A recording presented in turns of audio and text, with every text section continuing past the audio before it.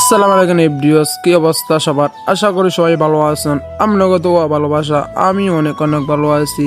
আমি আপনাকে দোয়া ভালোবাসা একটা অবশেষে বিয়ে করতাম পারছি। আসলে কি করার গাইস, অবশেষে বিয়েটা করে গেলাইলাম। মানুষের জ্বালা যন্ত্রণা ভাল লাগে না। হিন্দি ওলানি বলে হিন্দি ওলানি বলে তো লই এলাইলাম একটা ফেম করে বিয়ে। তো ইন্ডিয়া দেখছি নেতা খেতারা কি জন্য হয়েছি।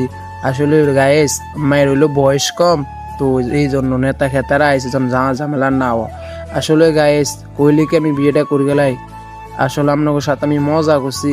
বিয়েটা করছে আমার আপন মাম তো ভাইয়ে।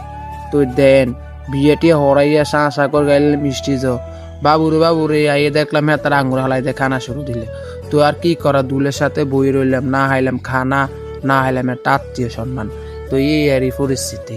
তো গাইস আমার মাম তো বইয়ে ইটালিতে আসছিল 3 বছর, ইটালির থেকে বাইতে এসে বিয়েটা করতে আসছে। তো আল্লাহ যদি আমার রিজিকে রায় আমি একটা এরম একটা করতে পারবো। আসলে আমার মাম তো বইয়ের সমাজ দিলেও একটি দেখিয়ে সমাজ মানে এটা নিয়ম নাই। তারা কইছিলাম তোর বিয়ে মানে পরিবারে তোর বিয়ে তোরে শেষ আর নাই। তো গাইস অবশেষে আমাদের দুলের যাত্রী খানা আলো। আর চামড়ারা বলেন দুলের সাথে যদি খানা খা কমপক্ষে 2টা গোড়া মুরকে একটা খাসি লাগে। বাবুরে খানা দেখে নিজে খানা উঠতে গেল। তো আমি কিনলাম এক্সট্রা খানা শুরু দিলাম।